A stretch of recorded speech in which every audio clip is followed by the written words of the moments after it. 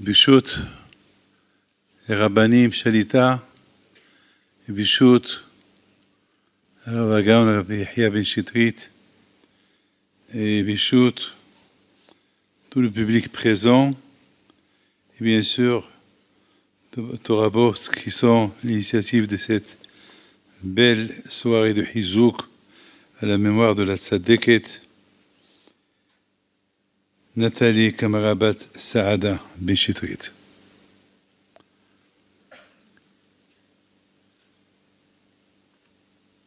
HaKadosh Baruch Hu, il nous a donné une mission à faire dans ce monde. Chacun a sa mission. Les femmes, ils ont leur mission. Les hommes, ils ont leur mission. Les enfants, les animaux. Tout ce que Hachem, tout ce que Hachem il a créé dans ce monde, il a créé pour lui, pour le kavod de HaKadosh Baruch Hu. Il n'y a pas une chose qui n'a pas une mission dans ce monde-là. Lorsque quelqu'un fait une faute dans un endroit, eh ben, la mission de cet endroit où la faute a été commise, cet endroit-là, il va venir témoigner contre la personne la faute qu'il a fait. Alors que la personne croit que personne ne le voit. Il y a un mur, il y a des murs. Qu'est-ce que ces murs ils vont faire? Rien du tout. Ces murs-là, ils vont témoigner. C'est dur, c'est une douleur pour la famille Ben Shitrit, pour Rabbi Yahya, pour ses enfants, pour les petits-enfants. Mais qui peut dire à Hachem, Mata'asi Matival? Qui peut dire à Hachem, pourquoi tu as fait ça? Personne. L'une des choses qu'elle a demandé, est-ce que, et ça Rabbi Yahya il ne sait pas, il va le savoir maintenant, est-ce que j'aurai une place quelque part dans l'autre monde? Je lui dis, on ne parle pas comme ça. Il faut avoir, déjà, termine ce que tu as à faire dans ce monde-là. Après, on verra l'autre monde. L'autre monde, Aïn Lora'ata. L'autre monde, personne n'est parti, personne n'est revenu. On sait qu'un monde qu'il est mieux que celui-là. Donc, pour le moment, tu es là. Ce qui te reste à faire, tu le fais.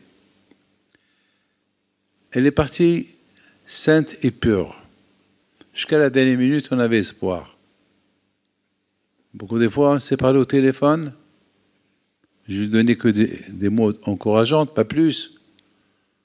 Bien sûr, dans notre cœur, on savait la vérité, mais elle aussi, elle le savait. Bien sûr qu'elle le savait. C'est pas qu'elle faisait semblant qu'elle ne le savait pas, le contraire. Et pour ça, elle va avoir une grande récompense. Parce qu'elle savait, elle encourageait les autres. Je vous raconte une histoire de Gaon Mivina, sa femme. La femme du Gaon, elle avait une copine que chaque vendredi, ils allaient ramasser de l'argent et de la nourriture pour les pauvres. Un vendredi, il faisait très froid, il neigeait. Ils sont arrivés un peu en retard chez un riche.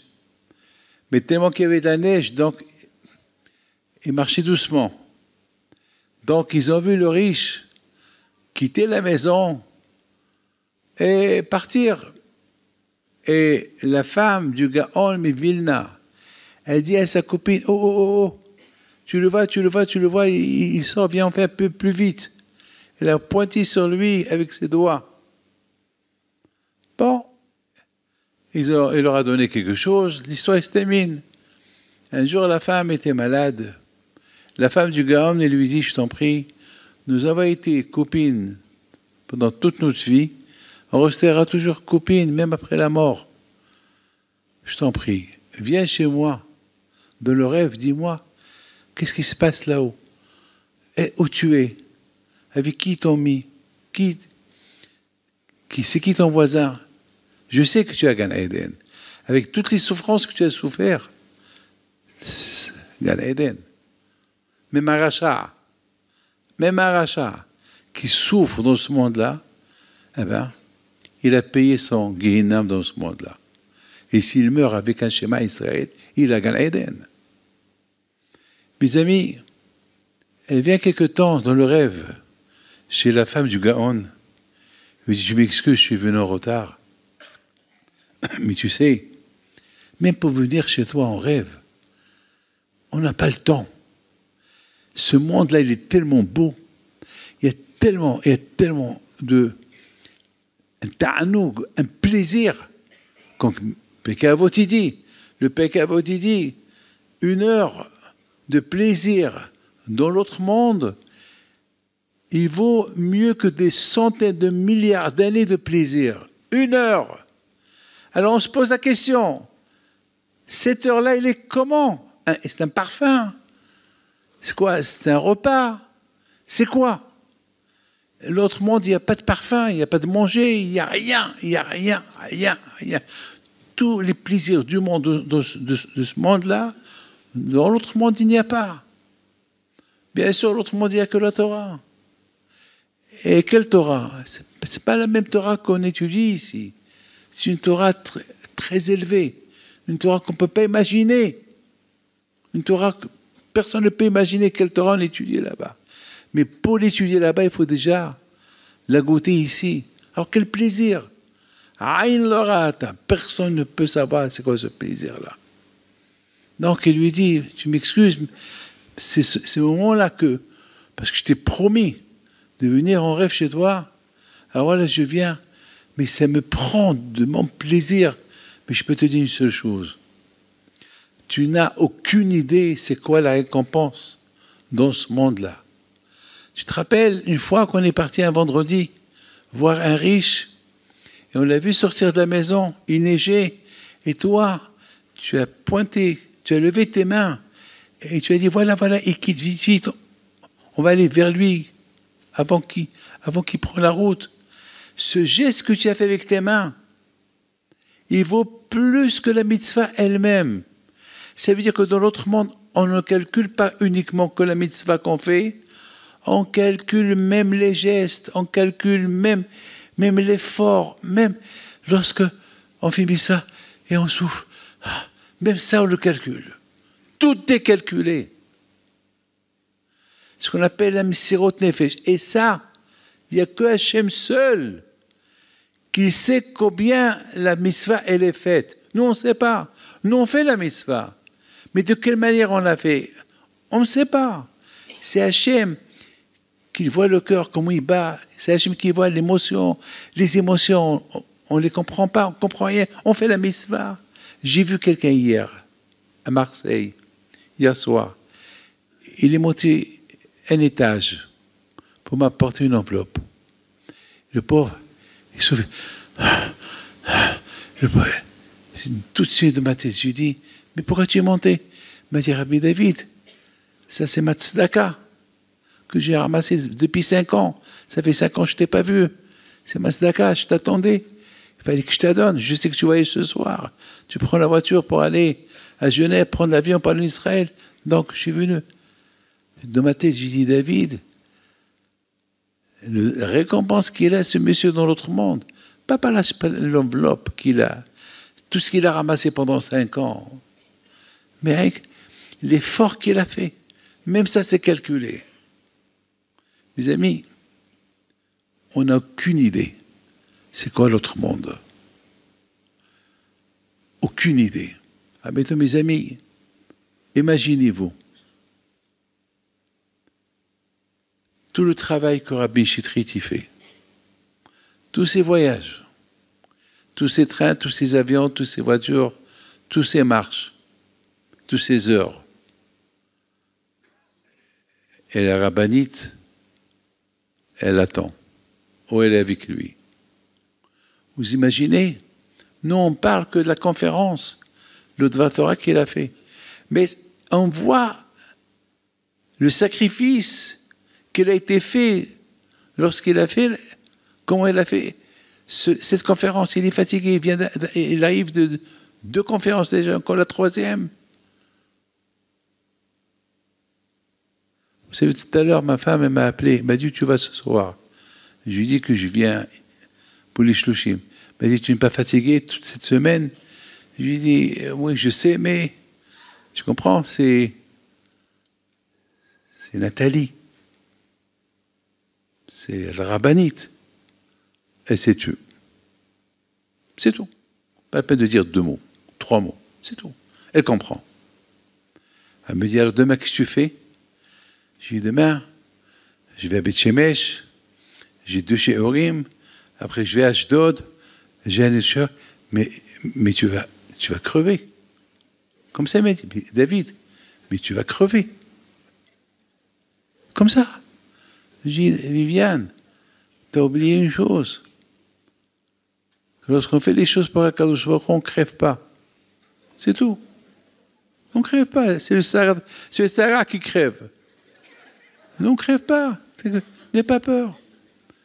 Mes amis, il faut savoir une chose. Dans la paracha de cette semaine, il y a un mot extraordinaire. Moshe Rabbeinu, il vient chez les Bnei Israël et leur dit, ça y est, Hachem, il va vous libérer. La paracha de cette semaine, c'est la plus belle paracha des parachiotes. Hachem, il va vous libérer. Et voilà, il va vous donner la terre d'Israël, il va faire. Et c'est écrit dans la Torah. Velo shamo el Moshe mikotsero ahma. Et les Bnei Israël, ils n'ont pas écouté Moshe parce qu'ils étaient déprimés, fatigués du travail. Et lui, il leur donne des bonnes nouvelles. Il leur donne l'espoir. Ça y est, le bon Dieu va vous libérer. Au lieu qu'ils sautent de joie, qu'est-ce qu'ils font? Mais là, ils ne voulaient même pas écouter mon cher Rabbeinu. Le cœur était serré. Ils ne pouvaient plus. Mais Kotseroa, mais Abodakasha, les pauvres. Mes amis, vous dites à quelqu'un qu'il a gagné au loto. Hey, tu as gagné $1 milliard. Il va sauter de joie. Vous annoncez une hatoufa à une fille ou un homme qui est en otage, on lui dit, ça y est, tu vas être libéré. Il va sauter de joie. Mon cher Rabbeinu, il leur annonce la bonne nouvelle, ça y est, Hachem, il va vous libérer. Mais le chaman et le Moshe, ils n'écoutent pas Moshe. Ils ont tourné la tête, ils sont partis. Comment? Et il dit, le Rahim HaKadosh, il dit une phrase extraordinaire. HaTorah marhiba libo shel Adam. La Torah, elle élargit le cœur de la personne. Quelqu'un qui a l'émouna à Kadosh Baruch Hu, quelqu'un qui étudie la Torah, quelqu'un qui fait les mitzvot avec joie, il ne peut pas être déprimé. Vous savez, c'est quoi le problème de la dépression? C'est quoi les problèmes qu'on a besoin? Certaines personnes ont besoin d'aller faire une thérapie et d'aller parler à un psychologue. C'est parce que le cœur, il est serré. Ils n'en peuvent plus. Beaucoup de fois, on entend des gens qui disent « J'ai marre, j'ai ras-le-bol, je n'en peux plus. Ça y est, c'est fini. » Allez, pourquoi? Pourquoi c'est fini? Pourquoi c'est fini? Ceux qui disent c'est fini, c'est parce que le cœur, il est serré. Mais lorsqu'on étudie la Torah, on fait des mitzvot avec joie. On va au mikvé avec joie. On met tefillin avec joie. On fait des mitzvot avec joie. La Torah, la Torah, elle élargit le cœur. Ah, tu peux respirer. Tu respires. Sans Torah, il n'y a pas de respiration. Et c'est ça, mes amis, il dit le Rahim HaKadosh, parce qu'ils n'ont pas encore reçu la Torah. Ils ne pouvaient pas accepter des consolations. Les consolations, les acceptent s'il y a la Torah. On peut tous se poser la question, le pauvre Rabbi Chitrit, comment il va faire tout seul avec ses 13 enfants, les petits-enfants, tout seul. Maintenant, il va retourner à la maison, il va voir ses vêtements, il va voir, ici, là elle était assise, et les paroles qu'elle lui disait, et des souvenirs. Mais comment il va vivre? Comment il va vivre? Eh bien, il va vivre encore mieux qu'avant. Pourquoi? Parce que la Torah, elle élargit le cœur de la personne. La Torah, elle élargit le cœur de la personne. La Torah, elle aide la personne à surmonter ses épreuves. Et ces cours de Torah qu'il donne pendant le mois, ce qu'il a fait pendant le mois, c'est ça qui lui donne des kohot. C'est ça qui lui donne des kohot. Sans la Torah, on est perdu. Vous avez tous entendu parler de Rabbi Yochanan et Rish Lakish. Rabbi Yochanan et Rish Lakish, ils étaient deux personnes qui étaient toujours à la yeshiva. C'est grâce à Rabbi Yochanan que Rish Lakish il avait teshuva. Il a donné sa sœur. Et Rish Lakish, un jour, il a manqué de respect à Rabbi Yochanan. Et Rabbi Yochanan était en colère. Il lui a dit une phrase, que cette phrase-là, elle a tué Rish Lakish, et Rish Lakish, il est mort. Et c'était son meilleur copain. Alors, Hachamim, ils n'ont pas voulu lui dire que son ami Rish Lakish, il est mort. À un moment donné, chaque fois, il disait, où est Rish Lakish? Où est Rish Lakish? Et ils étaient obligés de lui dire la vérité. Il a tellement pleuré, jusqu'à que Hachamim, ils avaient peur qu'il devienne fou. Qu'est-ce qu'ils ont fait? Ils ont appelé un autre rabbin qui l'étudiait avec lui. Mais Rabbi Yochanan ne pouvait pas supporter l'étude avec ce rabbin. Et il lui disait, tu n'arrives pas à la cheville de Rish Lakish, mon ami. Ah! Finalement, les rabbins, ils ont prié pour lui pour qu'il meure. Ils ont préféré qu'il meure qu'il devienne fou. C'est mieux qu'il meure. Et Rabbi Yochanan, il est mort. Ça, c'est une histoire. Mais il y a une autre histoire sur lui. Écoutez bien ce que je vais vous dire. C'est grave ce que je vais vous dire. Rabbi Yochanan, il avait 11 enfants. Et les 11, ils sont morts. Chaque année, il perdait un enfant. Il lui restait un, le dernier. Et le dernier, il est tombé dans une grande marmite de la chaux et tout son corps, il a été disparu, il restait un os. Il prenait l'os, il allait de maison en maison pour présenter, pour consoler ceux qui ont perdu des êtres chers. Il leur disait, moi j'avais 11 enfants, ils sont tous morts, voilà ce qui reste du dernier, et j'ai accepté. Ça, c'est Rabbi Yochanan. Alors, mon fils Rabbi Michael m'a dit, papa, je ne comprends pas. Comment est-ce possible? Rabbi Yochanan, il a réussi à consoler tout le monde. Il n'a pas réussi à se faire consoler lui-même. Il a perdu 11 enfants. Il s'est consolé.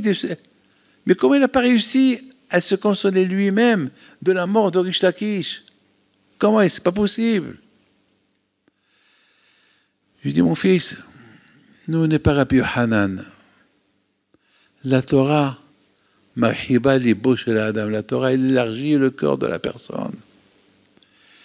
Rabbi Yochanan, lorsqu'il étudiait la Torah avec Rish Lakish, son cœur, il s'élargit. Il pouvait tout accepter. Mais il ne pouvait pas accepter la mort de son ami Rish Lakish. Parce que là, son cœur, il s'est recté ici. Il ne pouvait plus respirer.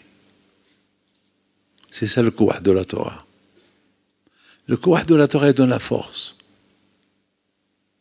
Vous savez, regardez-moi tous. Depuis samedi soir, je suis encore avec mes vêtements. On est mercredi. Je ne suis pas encore rentré dans le lit. Depuis samedi soir. Je ne vous dis pas ça pour me vanter, pour vous dire simplement que cette vie, tout ce qu'on peut faire pour Hachem, on en profite. C'est des diamants. C'est une avoda. C'est un travail. On fait ça pour Hachem. Et Akadosh Baruch Hu donne des kohot. La Torah, elle élargit le cœur de la personne.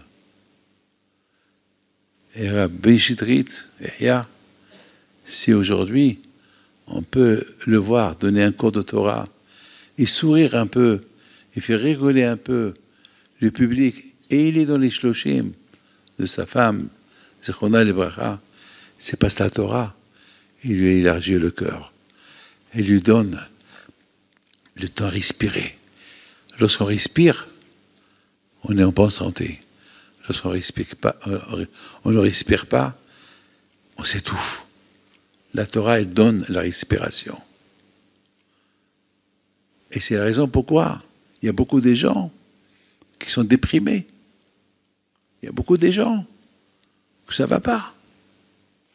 Ils sont... Vous savez, une fois j'étais à Hong Kong et j'ai reçu une femme. Elle me dit, Rabbi David, j'ai tout. C'est une femme elle est d'origine de Mogador. Grâce à Dieu, elle s'est mariée avec un Ashkenaz, un milliardaire. Elle a tout. Elle a des avions, des villas, des maisons à Cannes, à Nice, partout. Elle a des maisons. Elle a tout. Mais elle n'est pas heureuse. Elle me dit, Rabbi David, je veux une bracha pour que j'ai la force à réaliser ce que je veux faire. Alors je lui dis quoi? Par exemple, elle me dit, je ne peux pas vous dire. Je dis, madame, je ne peux pas vous faire une bracha si je ne sais pas. Et peut-être vous allez me demander que je vous fais une bracha pour quelque chose qui est péché. Je ne peux pas, il faut que je sache. Ce n'est pas seulement que je suis curieux, mais attends, elle veut une bracha. Oui, j'étais curieux alors.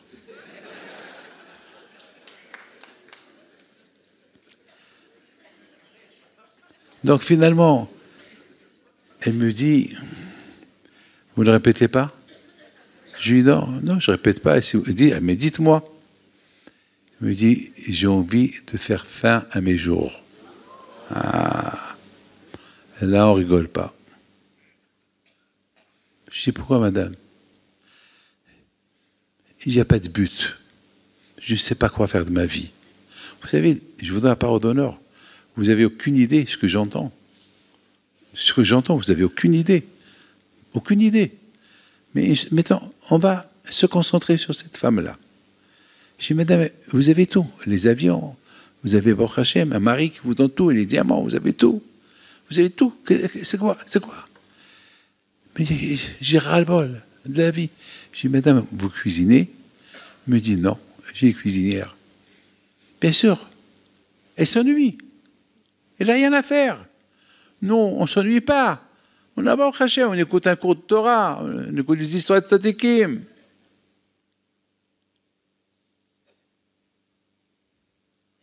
Moi, j'exige à tous ceux que je connais qu'avant d'aller au lit, avant de fermer les yeux, qu'ils ne ferment pas les yeux avec le iPhone, en fermant les yeux avec un film, qu'ils ferment les yeux avec des histoires de Tzadikim, pour qu'ils restent connectés avec Akadosh Baruch Hu, que le Neshama reste connecté à Akadosh Baruch Hu. Lorsqu'on dit qu'il faut étudier la Torah nuit et jour, c'est pas possible. On peut étudier la Torah, on peut faire la Torah pendant la journée, mais lorsqu'on va dormir, quelle étude, quelle mitzvah? On ne peut rien faire lorsqu'on dort. Si, lorsqu'on dort avec une histoire d'un tzaddik, eh ben cette histoire du tzaddik, elle va rester avec la neshama toute la nuit et c'est considéré comme si tu as étudié la Torah toute la nuit. Tu écoutes un cours de Torah avant d'aller dormir et tu t'endors pendant le cours de Torah, lorsque tu es au lit, eh ben c'est considéré comme si tu as étudié la Torah toute la nuit. Non, mes amis, j'ai dit à cette femme-là, je te donne un conseil. Tu vas faire la hala de Shabbat. Voilà, je vais te donner un téléphone. Il y avait une femme pieuse à Hong Kong, très pieuse. Je dis, voilà, ce téléphone-là, je vais parler avec elle. Elle va t'apprendre comment faire la hala. Je veux que tu fasses la hala une fois parce que tu vas voir, tu vas devenir, tu vas être heureuse, etc., etc., etc. Au départ, elle a mal appris la chose. Elle me dit comme ça. Vous ne me comprenez pas. J'ai dit, Nadine, bien sûr que je te comprends. Bien sûr que je te comprends. C'est toi qui ne veux pas comprendre. Tu veux rester la folle. Mais bien sûr que je te comprends. Comment je ne te comprends pas? Bien sûr que je te comprends. Mais fais écoute-moi, fais. Et j'ai insisté. Baruch Hashem, aujourd'hui, elle vit bien, grâce à Dieu. Baruch Hashem, c'est une fille aujourd'hui, elle a pris Bléanara, mes amis. Je voudrais simplement vous dire une chose. Madame la Bani Béchitrit, les prières. Alors voilà, toutes les prières qu'elle a fait. Alors, ils sont partis où? Toutes les prières que nous, on a fait pour elle. Tout l'espoir, c'est parti où? Où? Maintenant, nous-mêmes, on se pose la question. Alors, tout ce qu'on a fait pour elle, le plus important est, avant que toi, tu te poses cette question, demandez à Madame Nathalie Béchitrit, est-ce qu'elle s'est posé cette question? Alors, si elle ne s'est pas posé cette question, pourquoi toi, tu te poses la question? Et pourquoi elle ne s'est pas posé cette question? Parce qu'elle avait la émouna. Elle sait qu'elle a prié. Et Hachem seul, il sait. Comme des fois, je parlais avec elle, elle voulait écouter la bracha. Ou il voulait écouter la bracha par quelqu'un, ou un message par quelqu'un. Voilà. Mais elle sait dans quel état elle était. Dans sa tête, c'est là où je montre à Hachem que j'ai la émouna en lui. Même avec tout ce que les médecins me disent, avec tout ce qu'on me dit, eh ben, j'ai la émouna que je vais vivre. Et même qu'elle sait qu'elle va mourir.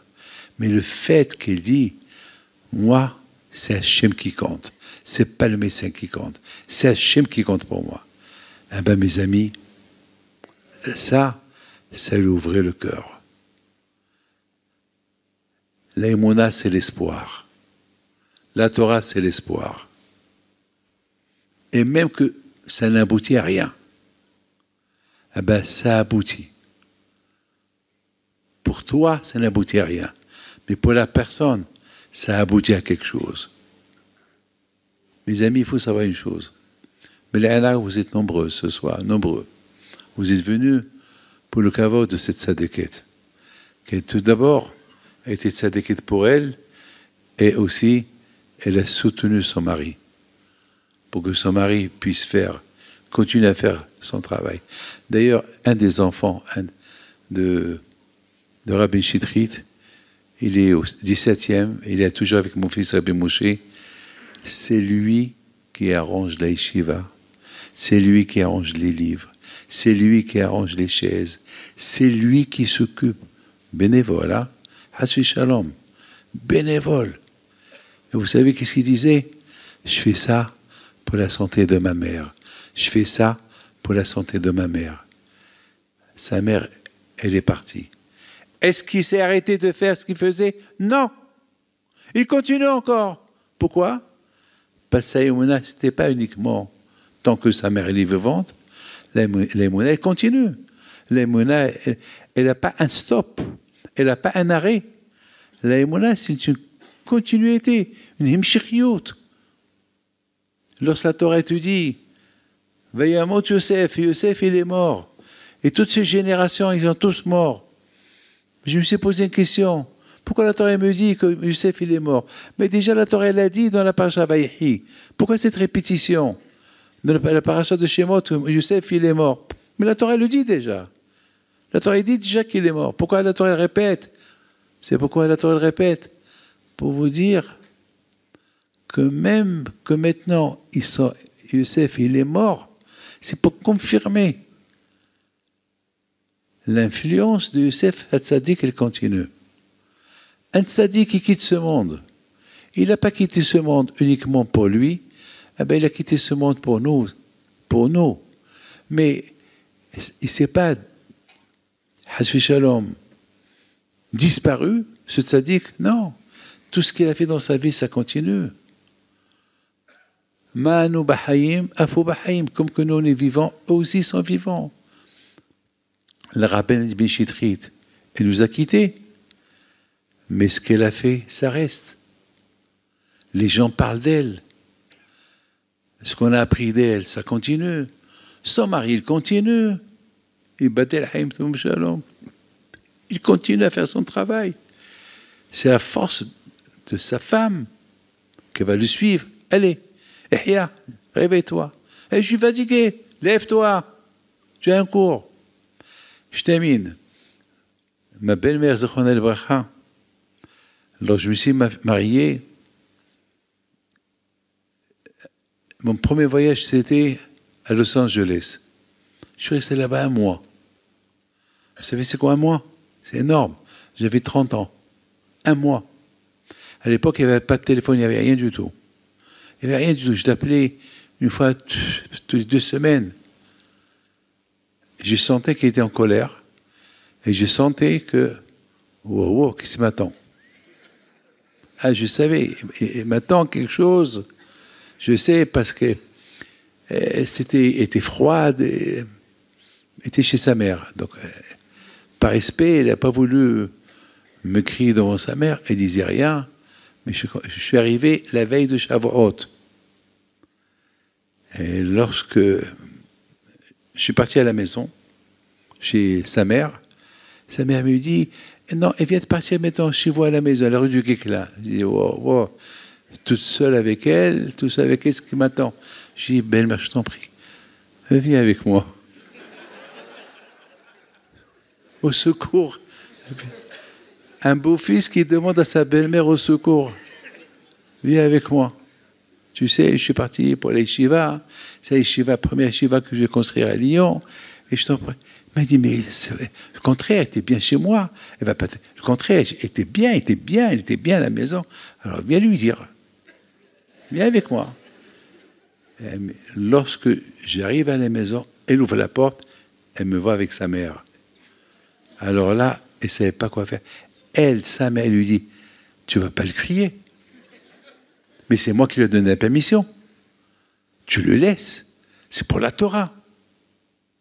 Alors moi, je n'ai profité. Je lui dis, maman, elle s'appelait maman, est-ce que, dites-lui que si je dois voyager, qu'elle me laisse voyager. Et elle lui dit, bien sûr, mais je vous donne parole d'honneur. Pour elle, c'était un testament écrit. Chaque fois que je voyage énormément. Mais lorsqu'elle a ras-le-bol, je lui dis, rappelle-toi ce que ta mère t'a dit à la rue du Guécla. Rappelle-toi la veille de Shavuot. Elle se tait. Elle se tait. Mes amis, le zéro de ma belle-mère par rapport à ça, il est énorme. Rabbi Yahya continue le travail qu'il faisait pendant que sa femme était vivante. Et maintenant, il continue pendant maintenant que sa femme n'est plus là. Mais ce qu'il fait, il fait toujours avec sa permission. Et bien sûr, c'est l'isrouyot. L'isrouyot, elle les mérite. Vous imaginez, vous tous ce soir, chacun qui a pris sur lui un message, chacun qui a pris sur lui quelque chose, même un héros de Teshuvah, même avec un héros, comment on peut dire un héros? Même avec c'est quelqu'un, il a senti quelque chose de rapprochement vers Hachem. Vous n'avez aucune idée le flash qu'il fait dans le ciel. Aucune idée. Mais quel flash? Ce n'est pas les flashs que vous connaissez.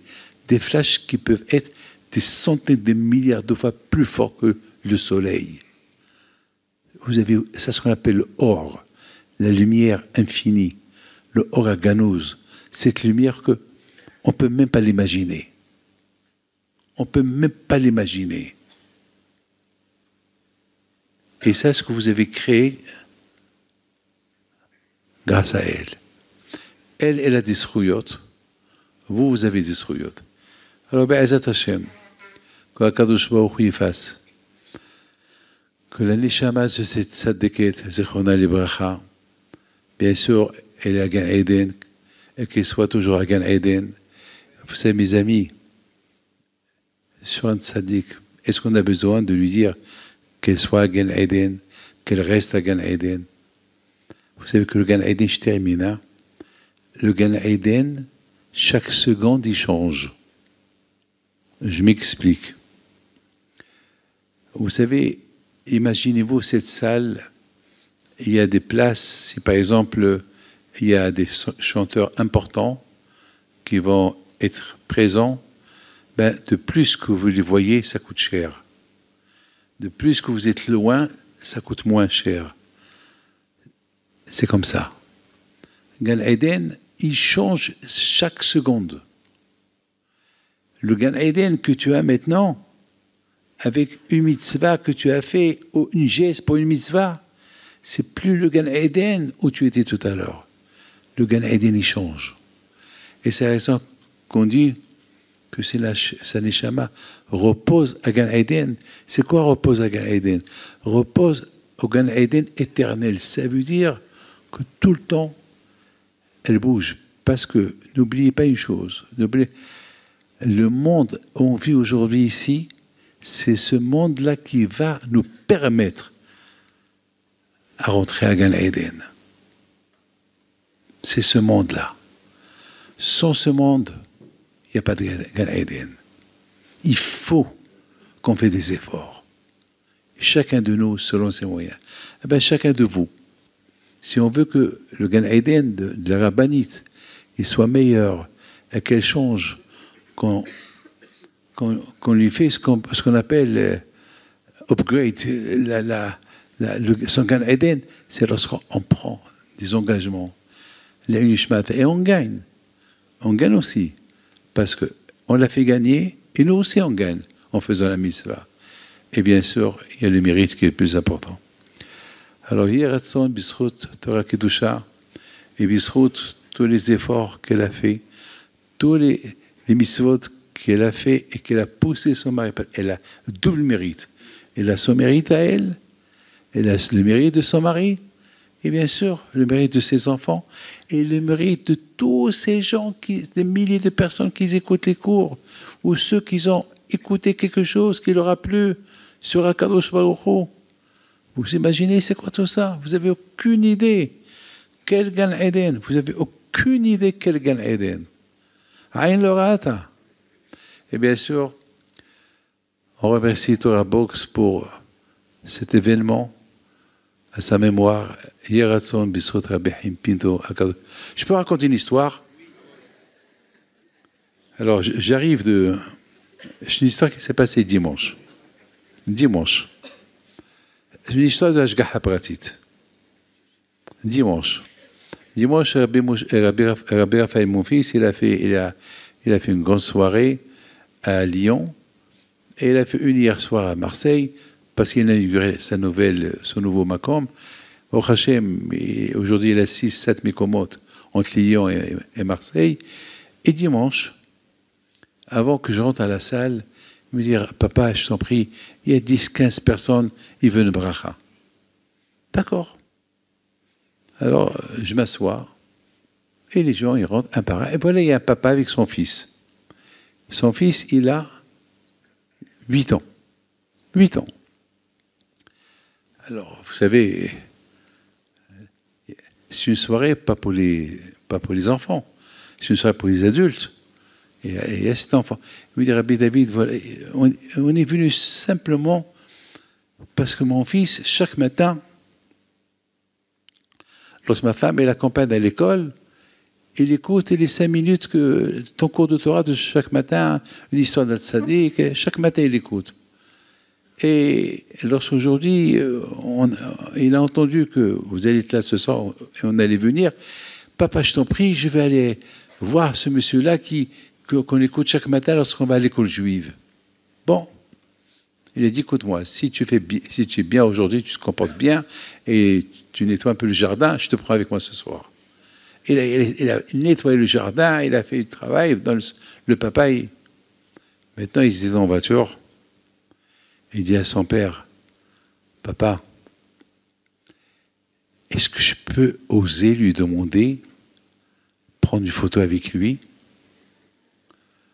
Alors son père lui dit, mais tu t'es fou. Fais attention. Déjà, il fait tard. Il est 8h30 du soir, 9h. On va aller uniquement pour quelques minutes. On va rentrer. J'ai demandé à Rabbi Raphaël qu'on rentre comme ça, tu le vois, il te fait une bracha et une photo. Et il ne prend pas de photo. Bon. Il n'a pas répondu à son père. Ils arrivent. Il rentre avec son père. Alors son père me dit, voilà, Rabbi David, c'est mon fils. Et chaque matin, là, alors, je sais pas, j'étais heureux de voir un enfant. Alors, j'ai posé une question. Et c'était quoi le cours de ce matin? Il me répète le cours de ce matin. Je lui dis, tu veux qu'on prenne une photo ensemble? Il regarde son père. Il dit à son père, papa, c'est toi qui lui as dit? Il dit, non, mon fils. Moi, je ne suis pas prophète, je suis loin de là. Hachem Ishmor, vous savez, c'est que le prophète. Vous savez, c'est qui? C'est pas Hachem Tov, c'est Bishma Yohai. Nous, malheureusement, on vit dans un monde où on voit trop de choses avec les yeux. On ne peut pas être des prophètes. On vit dans un monde de Hachem Ishmor. Un prophète, c'est celui qui ferme ses yeux, celui que sa tête elle est avec Hachem. On fait des efforts, pas plus. Alors maintenant la question se pose. Qu'est-ce qui s'est passé? C'est facile. Akadosh Baruch Hu, il a voulu donner récompense à ce garçon-là. Hachem, il parle avec nous avec des messages. Aujourd'hui, il n'y a pas de prophète. Il y a des messages. Il nous a pris, la rabbinite Nathalie, un message pour nous. Un message. Ouais, je vous ai pris une tzadékette. Le monde, il n'est pas éternel. Hachem, il nous parle avec des messages. Et c'est quoi le message? Le message était clair. Akadosh Baruch Hu, simplement. Moi, j'étais émotionné de voir un enfant qui l'écoute, il me l'a répété en plus. Alors, je dis, le matin, je prends une photo avec lui, c'est tout. Mais c'est que moi, je ne savais pas. C'est que lui, il a demandé ça à son père. Alors, comment moi, je sais? Je ne savais pas. C'est Hachem qui me l'a mis dans ma bouche, c'est tout. Beaucoup de fois, c'est Akadosh Baruch Hu, on n'est rien du tout. Regardez comment Akadosh Baruch Hu, il sait tout. Il sait comment récompenser un enfant. Il sait comment il va vous récompenser à vous tous pour cet effort que vous avez fait, pour cette tzadékette. Je vous bénis, Bisrot Rabbi Pinto, Bisrot Rabbi Yaakov Ahsara, cette semaine c'était Saïloula, et le Rambam, Rabbi Moshe Ben Maïmon, et Bisrot cette tzadékette, Zechona Lebracha, qu'il a tant fait dans sa vie, il a tant fait pour Am Israël, parce que ce que son mari fait, c'est grâce à elle, comme qui dit Rabbi Akiva à ses élèves, Shili, Vishelachem, Shelahu, ce que j'ai fait, ce que je suis devenu, ce que vous êtes, c'est grâce à ma femme. S'il n'y avait pas elle, je ne serais pas là. Et si moi, je n'étais pas là, vous aussi, vous n'allez pas être là. Donc, vous tous, si elle n'était pas là, vous tous, vous ne serez pas là. Alors, si vous êtes là ce soir, c'est elle qui nous a emmenés. Que Dieu vous protège, jamais le création. Vous m'excusez, j'ai trop parlé.